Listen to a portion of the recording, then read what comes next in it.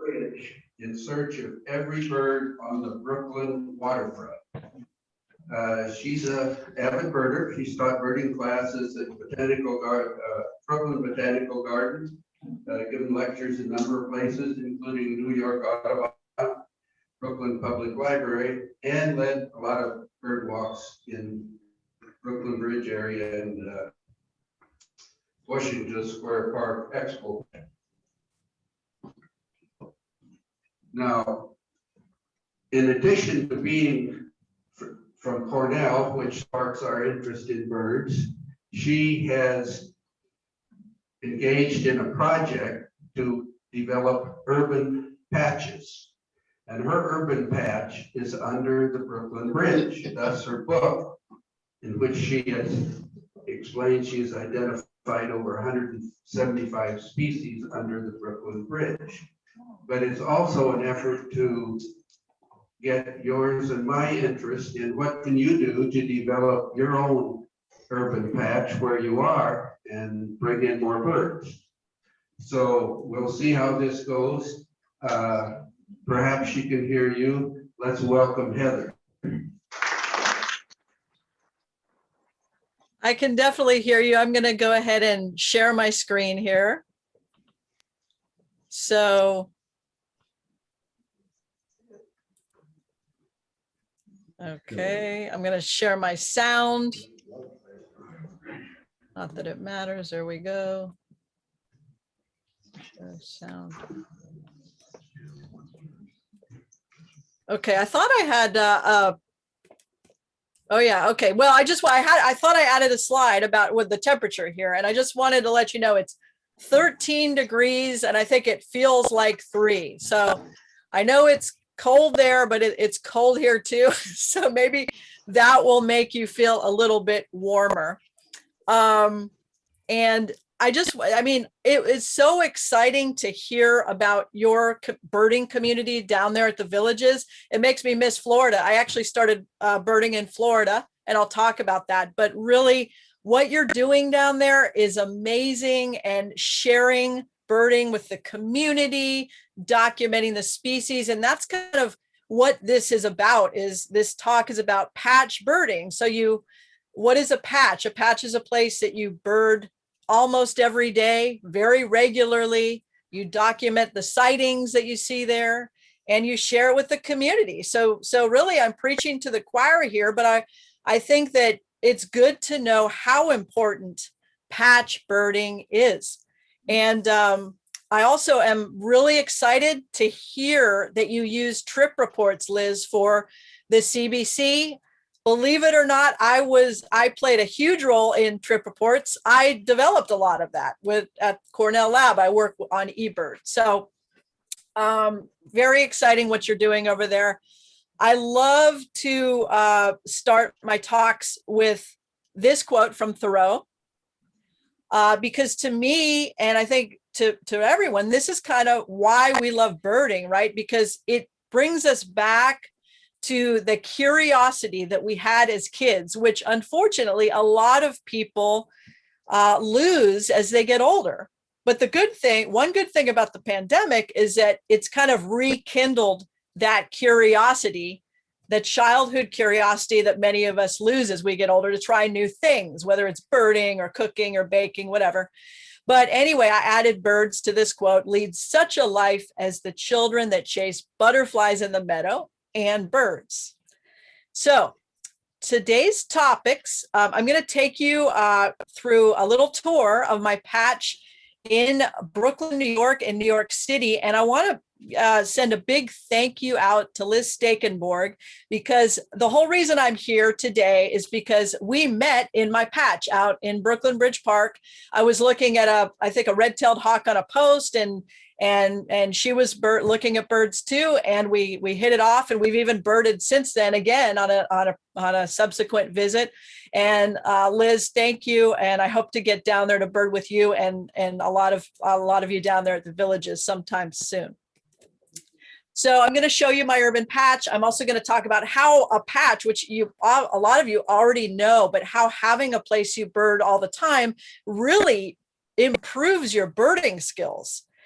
even more so than going and traveling all over the place to bird. Really, that's great too, but you really can fine tune your birding skills by having a patch. And then what are the additional positive impacts on the community, on people, and on citizen science for having a patch?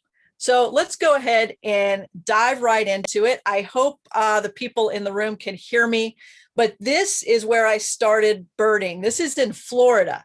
This is Pensacola Beach, Florida in 2010, Villas on the Gulf.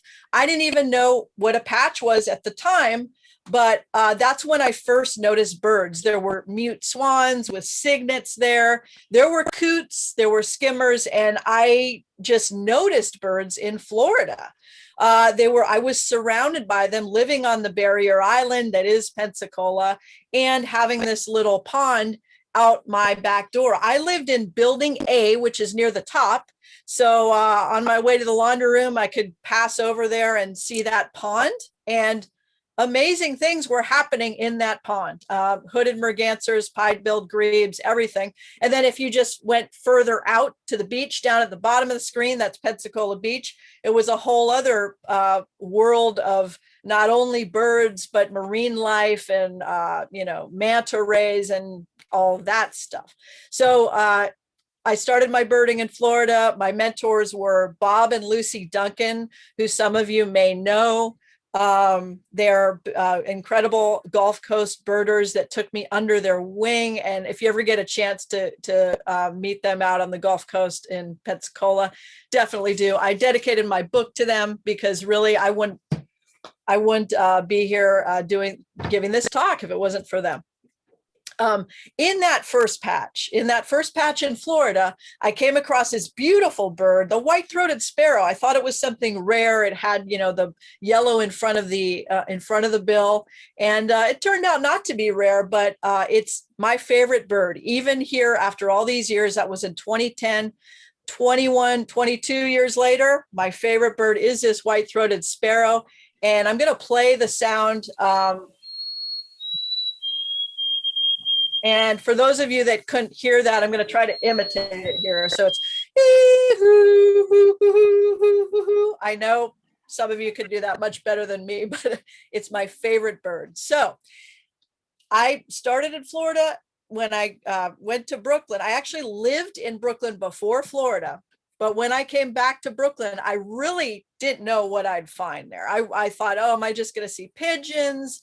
Do I have to go to Central Park to see birds? So luckily, there was this new park that had opened right near where I was living called Brooklyn Bridge Park. So I thought, well, what can I find here in this park? I started birding it. It's obviously a great, New York City has the highest density of peregrine falcons. I knew there were peregrine falcons there. And that picture is where one nests. You can see there's a nest every spring. There's a webcam about that shows this pair of peregrines nesting. But I really wasn't sure what else I would find. But this is, it's a very thin, narrow park here along the waterfront. Down at the bottom, that green home, that's me. That's where I am right now. I live at the south end of this park, and it goes a little further north than the orange rectangle, but I basically bird just that section right, and the top is under the Brooklyn Bridge. So the arrow is pointing to Pier 1, which historically has been the best place for finding birds at Brooklyn Bridge Park. Especially when it opened, because it had, that was the first pier to open when this park was developed, when it opened in 2010. It has the most mature trees, the most variety of habitats. It's very tiny though, but it does attract many birds. Here's the view of Pier 1 from the Brooklyn Bridge. And you see it's pretty small, but I've seen 176 species now in the park, and 83% of those have been seen in this little patch. That's not to say that other piers, which I'm going to show you, have not produced a lot of birds, but this pier is the best during migration for sure. We have beautiful views. If you ever visit New York City, I really hope you come to my patch and let me know when you do, because the views of the city are gorgeous. We've got the bridge views, the Manhattan views, and of course, the Statue of Liberty. I even lucked out and got this photo that went into my book of Brant flying in front of the Statue of Liberty. This was not planned, lucky break, but you could definitely take some planned photos with especially with gulls that perch, and you get these landmarks in the background. Now, a lot of people think that the city, New York City, parks like this are just way too crowded for birds. When I started birding this patch, there were not many people birding it at all. People said it's way too crowded. You're not going to find anything there. But I set out to prove them wrong. So I was there every day looking at birds, and it didn't matter. Even on a crowded spring, fall, or even summer day, I was able to find birds. And this is an example. This is a playground called the Water Lab. It's a water playground. And it looks crowded, right? Definitely crowded. But there's this tree. This is a non-native, but Dawn Redwood. And one evening after the Water Lab, they basically closed it. The people left, but immediately we had 4 warbler species in that one tree. And what was really neat about the warblers was that they were all in their expected level of the apartment building. And what I mean by that is certain warblers, as many of you know, forage at different levels. So we've got the black and white warbler at the bottom forages low, as does common yellowthroat, but maybe a little higher in shrubs, and then magnolia warbler, and then American redstart. And I thought, wow, this is not only a water lab playground, it is a lab for studying bird behavior, and every bird is according to its expected level. Of course they deviate, but I just thought that was really neat, and it was amazing to have that many warblers in such a tiny tree. The reason they were congregating there was because once the water was turned off, the insects welled up, so there were plenty of bugs for them. The arrow just pointed to this platform, and this is like a little real mini habitat here, because insects collect under that platform, and the warblers would go down and glean the insects from the metal grate. And it's little things like this that you notice if you spend a lot of time in one place. So now I know every migration, I could go to the water lab, check the platform, and find birds taking advantage of the smorgasbord underneath the platform. So as I started birding this patch, I found a lot of rare birds too, not, the usual suspects of the migrating birds, but also some really true rarities, such as this sora, which you get a lot in Florida, but you really don't see it on a lawn much, right? It's weird to see it on the grass. But what happens with these birds in the city, sometimes they get desperate and they just land at any place they can to take a chance and try to get food. And luckily, this sora moved over to a better habitat in the same general area. This is called the Long Pond. There's the view of the Brooklyn Bridge in the back. But birders from all over, even outside of New York, came to see that bird, and people started to recognize that Brooklyn Bridge Park, and really many urban parks, are attracting these types of amazing birds because they have the habitats, they have a lot of native plants, and more people started paying attention to this park. This is another scene. This is above that Long Pond. You can see it almost looks like you're in a little jungle, not in New York City. This is right near downtown Brooklyn. As time has gone on, this park was opened in stages. So Pier 1 opened in 2010, but then other piers were developed, other habitats were added, and the birding just kept getting better and better. This reminds me a lot of what you all have talked about, how the Villages has grown over the years. and I imagine there are a lot of habitat additions and expansions and native plantings that are the reason. And it's really exciting to see these new little habitats pop up. And some of these sections are patches. So wherever you bird, like whether that's your backyard or your section of the villages is your mini patch, and you keep an eye on that. And it really sounds like you're already doing this kind of keeping, you know, an eye on every section, every corner of the villages. But anyway, back to habitat additions. This is the Pier 6 Meadow, which opened after my book came out. But this is at the south end of the park, closest to where I live. So I get to go out here. I went out here for 10 minutes in the freezing cold just to see a few white-throated sparrows. But you can see it's got a flower field with a beautiful view of Lower Manhattan. And this attracts many sparrows. I've had rare sparrows such as Vesper and clay colored. It's also right now there's a Cooper's hawk hanging out there trying to see what it could find in the cold. And it's really just such a productive habitat. And the flowers there are gorgeous too. Here's a Lincoln sparrow that showed up there and really posed for a nice photo. This is one of my favorites of the Lincolns. When we had an eruption here, and you probably did too, of the pine siskins. It was a couple of years ago, and that flower field and the seed heads in the fall just was amazing for attracting these pine siskins. That, you know, I think I had one in the first 10 years of birding the park, and then all of a sudden there were flocks of them every day, which was a real treat. And it's all due to the seed heads of the native plants that they've planted over here at Brooklyn Bridge Park. There is such a variety of amazing native vegetation in this Pier 6. I discovered recently my new favorite flower, which is a pink turtle head. It kind of reminds me of a cactus or succulent of some sort, but it's got these beautiful blooms that look like turtles. And I loved seeing the yellow warbler kind of grab something, maybe an insect or some nectar or anything from this pink turtle head.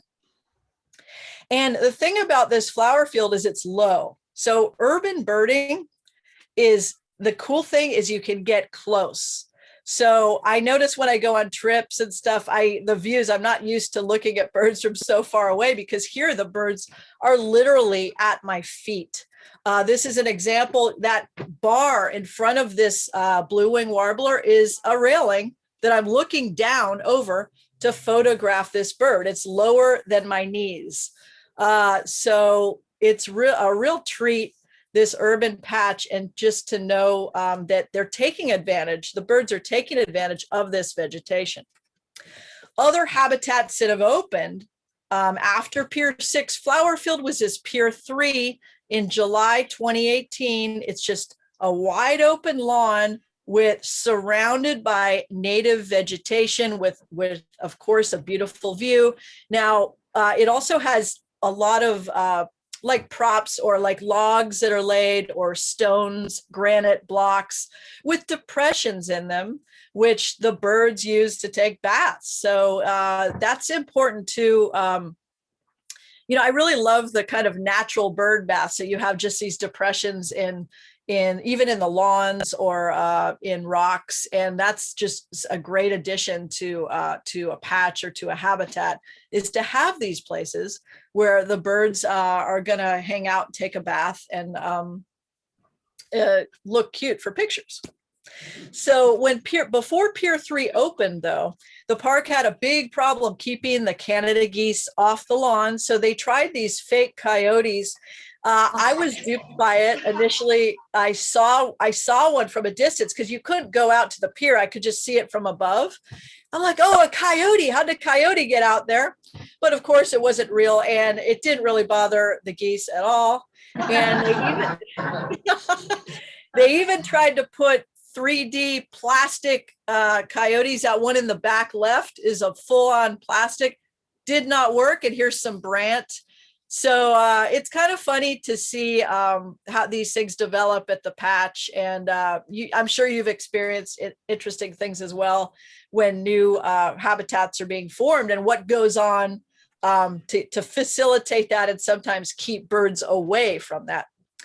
Now, caring about the patch, like when I started birding, I really was kind of, I kind of didn't speak up if something was wrong. I didn't have that activist mentality, and I'm still a little reserved when it comes to that.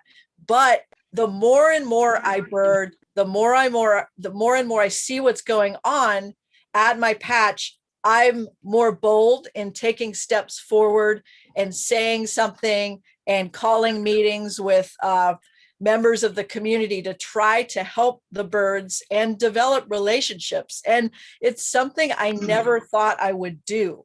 But that's a big thing about patch birding, is that it really prompts you to maybe kind of step out of your comfort zone to really stick up for the birds. So I thought, okay, what can I do? So at Pier 3 in the fall of 2019, a Nelson sparrow appeared, very rare, on the lawn. And I think this might have been the first time I really was kind of doing something that I felt was really kind of helping the birds, because it was on that big lawn I showed you, the big lawn. And then there were a few birders looking at this, and people would bring their dogs on the lawn. There are no dogs allowed on the lawns at Brooklyn Bridge Park, but people let the dogs run on the park. So every time I saw a dog owner arrive with their dog, I would walk over, and I wouldn't say no dogs on the lawn. I would say, there's a rare sparrow here. It's a Nelson sparrow. And we're looking at it, and it's using this lawn as an important habitat. And it's really difficult to see the signs, but there are no dogs allowed on the lawn. And guess what? Immediately they turned around and said, I'm sorry, and took off the lawn. Now, if it's about the birds, I find that people respond much better than my saying no dogs on the lawn. So I thought, oh, this is working. This is great. And I use this tactic time and time again if I have enough energy. It works most of the time. Sometimes it doesn't, but it's all about the birds. Now, one of the habitats was in the park initially was this big pier, well, not a mini beach, but in a big expanse between the piers of just open water. So buffleheads, red-breasted mergansers, loons would come by. And then there were plans to build a marina. And of course, I didn't know, I was a little bit worried. I didn't know how that would affect the birds. And this young mockingbird didn't seem to be too happy about it either. But that's one of the things I love about having a patch, is you see the cycles, you know, the nests, you get to see the young being raised by the parents, you see the struggles they go through. And that is what makes me love birds so much. Is I don't know how they do it. I mean, I feel like we are so lucky to have birds with us. It's amazing they're still around and they can persevere through this. And it's important to do what we can to make sure that they're still with us and for future generations. So anyway, this marina, I was a little worried about the marina. Here it is. When they put it in, though, it basically turned into this giant gull roost. And up above, that's the Brooklyn Queens Expressway. So it gives you a view of this park is right below the Brooklyn Queens Expressway, right below Brooklyn Heights. But right now, every night during the winter around sunset, the ring-billed gulls arrive. 4,000 I had on the Christmas bird count, 4,250. And when they get a little scared, they all take off and they move to another section. It's like snow, you know, it's just amazing. But anyway, it's interesting because I was worried about the habitat for the ducks, which have diminished a little, but not too much. But what came out of it was this amazing gull roost. And yes, some of the boat owners are putting up fake owls and these kites of hawks. But the gulls get used to it and they come on back. So it's really great. Here's a video of just this in action here. You can see the traffic's not too bad on the BQE on that day. But anyway, so this is another habitat. This is Pier 5. This, I think, was the very last, well, yeah, one of the last habitats to open up. And this is what I call the secret path. I really didn't check this that much. I didn't see a lot of action going on, but I decided one year I'm going to start looking at this a little bit more. It's got a lot of this native switchgrass, a lot of seeds for the birds, and it seemed like it could be productive and that something could pop up here. So one day, my friend and I were birding here before we went to brunch, and a bright green yellow bird flew by really quickly. I didn't get a good enough look at it to ID it, but we went to brunch, and then after that, I came back to find this bird, and it turned out to be a painted bunting, which, as you know, a lot of you know, this bird shouldn't be here. It should be more down in your area or down in Florida, in other parts of Florida. But this bird was here just feasting on these switchgrass seeds, and it stayed here for 2 months, at least 2 months. And it just shows that habitat was sustaining the bird. It was very important that there were all of these seeds, and it took advantage of this habitat. A lot of birders came by to see this bird over the course of the 2 months. Here's a few of them. And as you can imagine, this bird kind of hid a lot in the switchgrass. It was tough to see. But I think over the course of the 2 months, over 100 birders came by, which for a New York patch, for a little patch like this is a big deal. It even made the news. I was just tweeting about the bird and someone picked up on it, and this bad blurry picture that I took of the bird wound up on the news. I wish they had asked me for a good photo, but anyway, it was a little rock star. So that was fun. Other birds that have stopped by the patch, amazingly, it took a long time to get this Blackburnian warbler, and it showed up in these very sparse trees at eye level with Manhattan in the background. I mentioned the clay-colored sparrow showed up on a weed, sow thistle. It was really liking that for some reason. I think there were insects on it. So that's the tour of my patch. So now you know, if you haven't been here, that you've got to, hopefully next time, when you come up to New York, we can get together and bird in my patch. I'd love to show you around for real. So as I've kind of alluded to this, that as you spend more time in your patch, you kind of, you can detect patterns, you become a better birder, really. One of my favorite things to do is watch house sparrows during the winter. And why is that? Because when I can track them in flight, there's so many of them that when I watch them fly through my binoculars, I can just practice so that when migration rolls around, I'll be better able to track birds in flight through my binoculars. So I find that house sparrows kind of let me practice. It's something to practice on. Plus, they're just amazing. They're so adaptable, and they can imitate almost any species. I've seen them fly catching, wading and catching mollusks, creeping up trees, all of that. But so even when the birding's a little slow in the patch, it's still a lab for learning. So I'm sure, I don't know if it's slow down there at all. It seems like the birding's great year round. And I remember that to be the case. But sometimes if you have a slow day, there's always something that you can learn from with the birds in your patch. I never thought I'd be able to do what the field guides mention is recognize a bird by behavior. I just said, no way I'll ever be able to do that. But Eastern phoebe is a common migrant that shows up to the patch, and just without even trying, just seeing that silhouette and the wagging of the tail, now I'm able to detect that bird by silhouette. So just it's having a patch and spending quality time with birds is so important.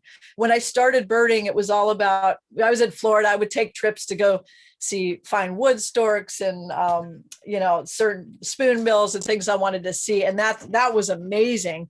But being here without a car and, trying to take advantage of what can I see in this one location? And just being there every day, I get so used to the birds that show up that it's really made me better able to detect behaviors of birds, silhouettes of birds, and also just witness some things that I'm not sure that they're easy to miss. I mean, so for example, I never knew a Baltimore Oriole ate or drank nectar. I didn't know that. So this is a non-native Paulownia tree, but it's very attractive to orioles and hummingbirds because of the nectar. And what these birds do is they pierce the base of flowers and they drink the nectar. So they don't pollinate. They're kind of the nectar robbers. But I never knew this happened. And it literally looks like this bird is taking a drink, like holding a glass. So just being able, when you're in a patch, the chances that you're going to see something really cool like this increase because it's something that you kind of have to happen upon. And the more time you're there observing these birds, the more behaviors you're going to see. For example, barn swallows are in my patch quite a bit, but it wasn't until several years that I realized, oh, when they're congregating like this, they're getting ready to go to South America, because I always notice, oh, there they are, and then they're gone. So during breeding season, you'll see 2 and 3, you'll see them around, not in this much of a group. So this is a signal. Now I know this, I call this the South America planning trip. So when you see this, it means they're getting ready, they're about to make the trip, and then the next day, gone. So there is that element of predictability, just like at least here when the crows are cawing, that means there's probably a red-tailed hawk around. So I enjoy detecting that drama and witnessing that drama. And of course, even with some of the common birds, there's quite a bit of drama that you never expect, like the battle of the waffle cone between a house sparrow and a rock pigeon. And I don't know where the rock pigeons, rooters are. Like only the house sparrows have someone to cheer them on here, but just really, really funny. I love this is one of my favorites. The other thing, apart from behavior about having a patch, is you learn about these food and habitat associations. Reading the field guides, you see, ovenbirds are in leaf litter, and common yellowthroats are in shrubs and all this, but it's hard to believe that or visualize that until you see it, right? When I started birding, it took me a long time to find ovenbirds, probably a couple years, I think. But now it's just a guarantee. In migration, look at the leaf litter. I'll lead a bird walk and we'll wait there in front of the leaf litter, and then the ovenbird will strut by, because the good thing about an ovenbird is it's constantly moving. So it's usually just going to strut by at some point in that little patch of leaf litter. Also, my new favorite tree, pig turtlehead's my favorite flower. My favorite tree is sweet bay magnolia, which you see here. And the fruits of this tree are enjoyed by some birds, not all, but the red-eyed vireo loves this fruit, as does the eastern kingbird. Now, sound as well is another thing that you start detecting. So on the CBC recently, I was birding with a few people, and I heard a kestrel. The only reason I knew the kestrel sound was because I was hearing it every day. But someone on the count said, "Oh, how do you know that's a kestrel?" I said, "Well, I guess because I've just been hearing it this past week, but I hadn't heard it in years past." But the thing is, as you're spending time, you are the expert of that patch. You are the person and the people that can share what's going on in that patch. And that's what you're talking about with doing the Birding 101 and sharing birding with the community of the villages. You are the experts of this. And because of that, you know how to get people on the bird and show them where these productive habitats are. And if you weren't birding your patches, you wouldn't know that. And it's like, I feel that way. Sometimes I get asked to lead walks outside of my patch, and I find birds and it's great, but I I just love leading walks in my patch where I know so much about it and can really share birds to the maximum level with the community. So sound, of course, I love being able to detect a fish crow versus an American crow. And we've got common ravens here. So hearing the croaking above, we look up and there it is. It's just something to look forward to as well. And then the breeding season, I mentioned we have barn swallows. And one of my favorite things that I expect every migration is to see the barn swallows collecting mud. And if I see that they have not turned on the water in the long pond, which is where these birds gather the mud, I talk to the gardeners and I say, when are you going to turn on the water? Because the barn swallows are getting here soon. But it always works out so far, knock on wood, and they gather the mud to build their nests under the piers. And so they get to hang out here all summer long. And when they're young fledge, it's pretty exciting because they're waiting around. This is what, once again, below eye level, waiting around to be fed, and they're just so adorable. So what other positive impacts of the patch, and I've been alluding to this as well, is raising awareness in the community. It does this on so many levels. I find I call this urban visibility, but it doesn't even have to be in an urban environment. Any environment where you're birding and there are other people around and they see you doing this, they're like, what are you doing? Right? What are you looking at? Here in the city, it usually takes a few times before someone actually asks you. They may see you around and then they ask you. But I love this because it gives me the opportunity to turn someone on to birding, to share the birding. So a lot of times, if it's a good birding day, I'll take them on an impromptu bird walk. And one day I did this, a lady said, what are you looking at? And it happened that there were about 3 dozen ruby-crowned kinglets at Pier 1. So I took her around, I showed her, she said, I had no idea. And of course I said, it isn't like this every day, but there are definitely birds around every day, but this is an incredible day. And usually when I show someone, great things happen and the birds cooperate. Now this is an example of this is the scarlet tanager that we all know and love. And it found an apple in the middle of a lawn in the park. And there were people walking by it. I saw it, sat down on the lawn and started taking photos of it with my giant lens. And guess what caught the attention of the people walking by? It was me, not the bird.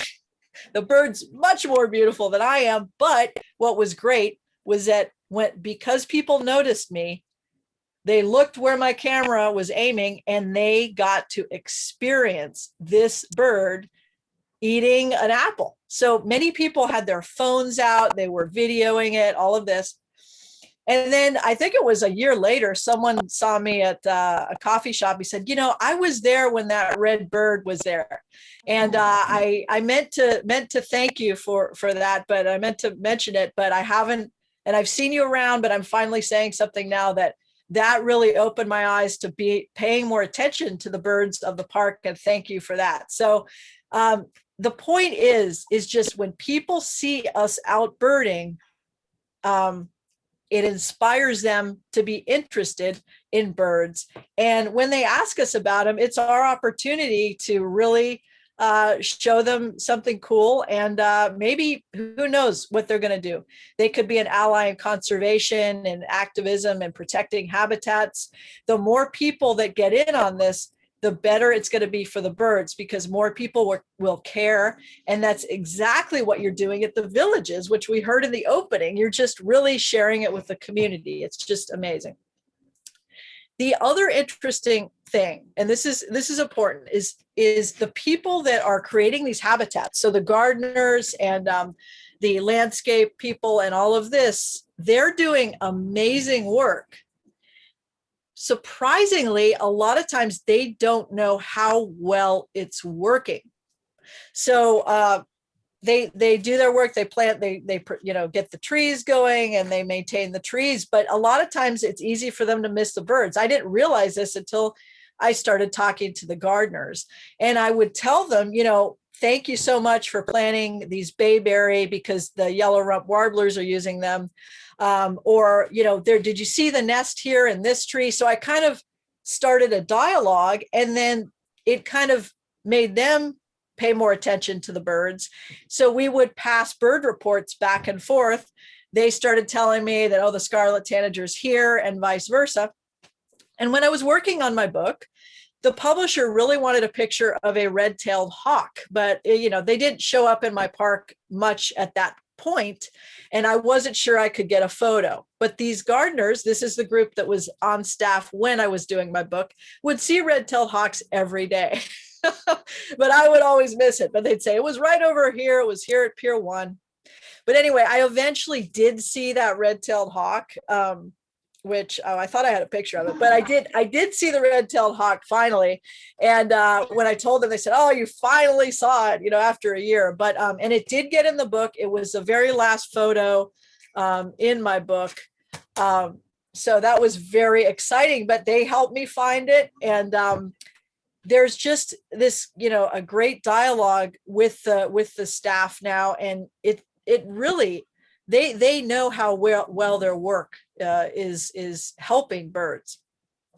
This is an interesting point because this little part of Brooklyn Bridge Park is called Bird Island. But really, so as a community member, you think, oh, I got to go to Bird Island to find the birds, right? But there really aren't that many birds there. I mean, there are some, but this is not one of the hot spots of Brooklyn Bridge Park. But, the staff, the gardening staff, it was named Bird Island. And the idea was it was a little bird sanctuary. But really, when you look at it, there are other places that are attracting birds much more. So it's just a point that what you think, when people are planning, the landscape and the native plants, what one thinks might work best isn't always the case. So it's great to have birders like us help them to know what is working. Let your gardeners know what's working. Thank them for all the native plants they're planting. This is going to make their job, even better than it already is, and just really make their day and develop a dialogue. So I mentioned the yellow rump warblers. I had talked to the head horticulturist at Brooklyn Bridge Park, Rebecca McMacken, and told her that these bayberries they had planted were the reason we had 24 yellow rump warblers winter here 2 years ago. And guess what? When a new part of the park was developed, there were bayberries everywhere because she took it to heart and knew that was an important food for these birds. And they're here this winter as well. Those are bayberries right there that you're seeing. Very few birds are able to digest those berries and get nutrition out of them. But the yellow rump warbler can, and that's why it is a warbler that can stay here during the winter. Another big deal with my dialogue with the gardeners is the grass cutting. So it's amazing. They actually call me. This is little blue stem grass, and they call me to find out the best times to cut the grass so that it won't affect the birds, and that they'll still have the seeds for food and things like that. And we've also started doing a yearly or seasonal walkthrough where I walk through with one of the gardeners and tell them some of the important habitats, and they'll ask my advice on any work they need to do and how they should time it. It sounds ideal. Sometimes I'll go out in the patch and there'll be a tree cut down or something. It's not all a bed of roses, but it's good to have a dialogue. And a lot of times the advice I'm giving is they're taking the advice and using it, and it's really amazing. Patch birding, but as you know, has its ups and downs. But maintaining a positive attitude is good and is going to help the birds. So the great thing about patch birding too is that talking about sharing this with the community and your birding 101, the important thing to know is you don't have to go on trips. You know, people think, oh, birding, it's a big commitment. I'm going to have to go on these trips, which is great. I love going on birding trips, but you can just bird right outside your door. And once people know that, and that's their patch, they're so excited and they start documenting birds of their patch and contribute to citizen science. Now, yeah, this is not in my patch, but this bird, Southern Emerald Toucanet, I just want to point out, I do take birding trips. I think this was in Colombia. I love Colombia. So of course, it's just an important part of the birding experience to take trips and see other birds. But really, when I go to these places, when I get back to my patch, I'm so happy to get back. And even if it's snowing and Pier 3 is full of snow, and I get these close-up views of birds. You know, in Colombia, that was a lucky break on the photo, but I'm like straining my neck to try to get a good view of a bird, let alone a photo. And with the patch, whether it is urban or not, even if you have tall trees, you know it so well that you can predict it. And you know, if the bird's not there today, you can check tomorrow and you're going to see that Cooper's hawk sometime this week type of thing.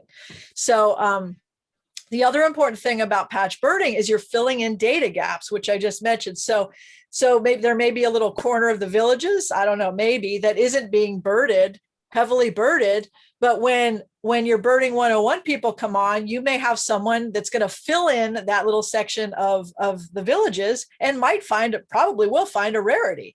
So, but just on a grander scale, that's the whole point of eBird and getting everyone involved in documenting sightings, as was mentioned earlier about the CBC and all that. So patch birding, can you just imagine if everyone had a patch and just in their little area, they documented the birds they saw? I mean, that would really inform conservation efforts, and the community would know that there are important bird habitats. And that's why I post photos. I post photos to show people what's in the area right now so that they know there are birds coming through.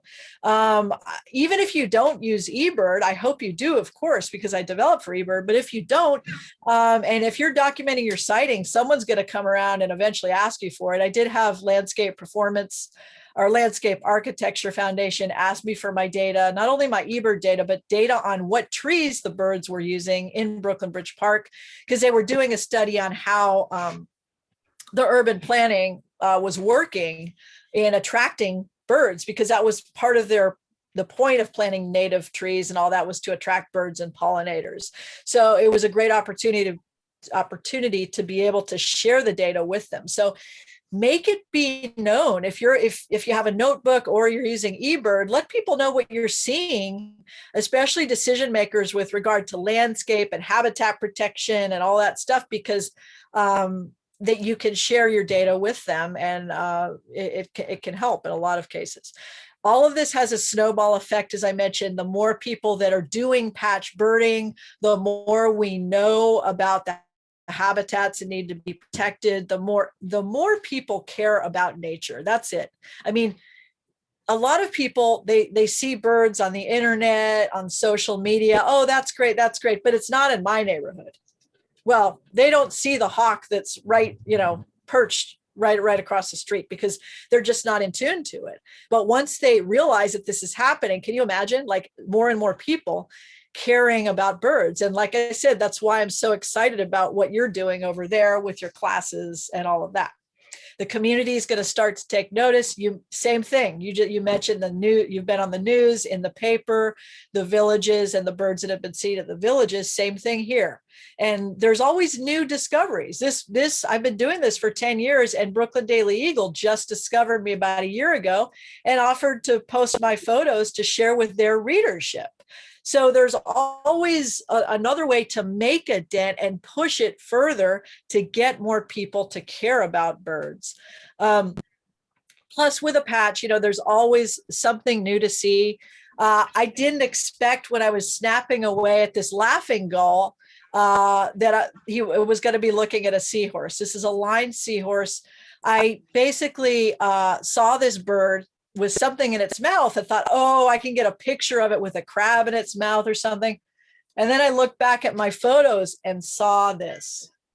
So you never know what you're going to see. Harbor seal in Brooklyn Bridge Park showed up once so far. And then the insects is a whole other thing. This is a tiny candy striped leaf hopper. I mean, this thing is so small. It's probably like, I don't know, it's like half a centimeter or something, but gorgeous colors. And then this is the spice bush. No, wait, which one is this?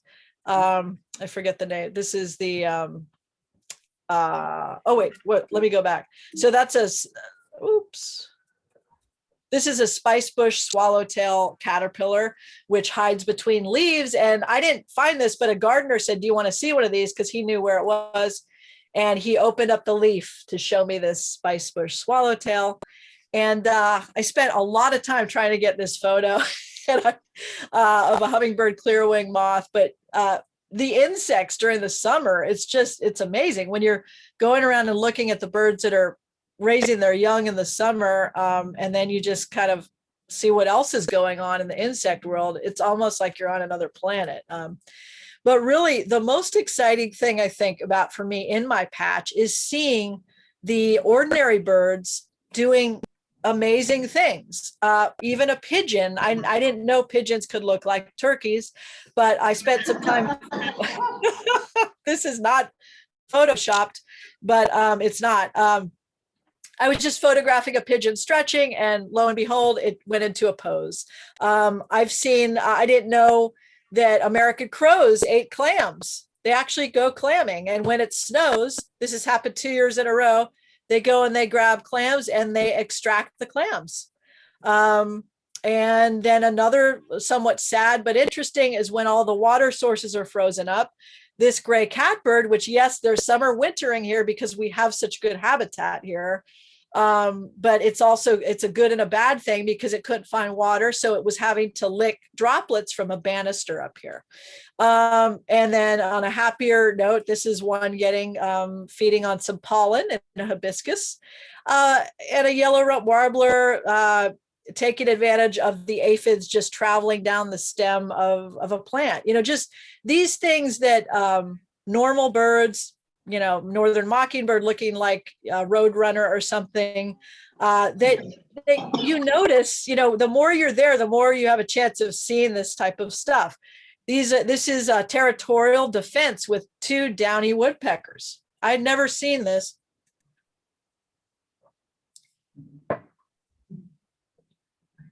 Yeah, I just happened upon this one day, noticed them acting strange, and I've never seen it again. But the more you're out in the patch, the more chance you have. And I encourage you too to share the magic of your patch, which I know you're going to be having a lot of those walks in the Birding 101. And if you're like me, one of those people that kind of were hesitant to kind of get out there, maybe get out of your comfort zone a little bit and join into the Birding 101 and show some people some of those ducks, and it could change their life. I'm not kidding. This birding changes people's lives, and just sharing one bird with somebody can make all the difference just in their life and the lives of others, because who knows where they're going to take it? Who knows, what they're going to do for conservation. So patch birding, really, it's something that many of us already do every day. And once we know how it feels to be the child in the meadow, we want to go back time and time again. And by doing that, not only are we experiencing the magic, but we're raising awareness in our communities. And we're prompting others to ask questions and care about birds.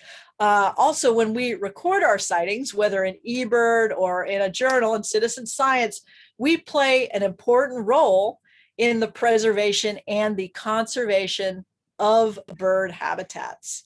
So that's my presentation. I do encourage you to keep in touch. I got to get down to the villages. I really envy you. I want to get down there. It sounds amazing.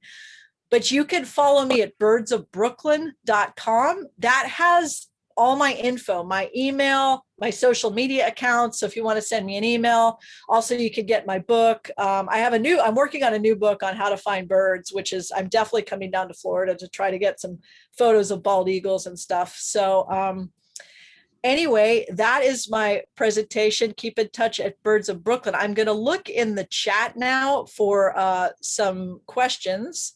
Let's see, we've got a couple of questions here. Oh, details on purchasing the book. You can get it on Amazon. You can also, it's published by Workman. So workman.com also is a possibility. So it's definitely out there, and someone liked the presentation. You're so, Bob, thank you for coming. Thanks for the kind words. And does any, Gary, did you want to check if anyone had questions out? Well, you've alluded to your book. Can you tell us a little bit more about that? Yeah, so this book, I call it my photos and words on urban birds. So basically, it's all the birds I saw up to 134. Now I'm at 176. This came out in 2016, but the cool thing is it's one bird per page. So it tells the story of basically the birds I've seen, and then like there's the one I showed you this in the presentation. And it's kind of nice because it has big photos of birds. So it's a great gift if you have family and friends that live in New York City and aren't into birds. People love this as a gift book because all these photos were taken at Brooklyn Bridge Park, but of course they're going to be in all parks throughout the city. And you know, I love how the publisher did the cover and how this book turned out, because it's a community book. It's 7 years since it came out, and people still want it. People still are using it to learn about the birds of their community. So yeah, that's it. And thanks for your interest on that. Are there any questions? If there's any questions, I can relay them so that Heather can hear them. Wonderful job. Yeah, great. That was great. Everyone's very, very happy to hear the presentation. Thank you so much. Thanks, everybody. And yeah, I mean, this has been great. And I'm so inspired by hearing all your opening words and plans. I just keep up the good work, keep spreading the joy and sharing the importance of all this preservation. And I really want to get down there. It's no joke. So I will, Liz, I'll keep in touch with you, and we'll get together sometime soon. All righty. Thank you very much. I'm going to close the Zoom meeting. Okay. Thank you. If you stay on for a second, I wanted to chat with you.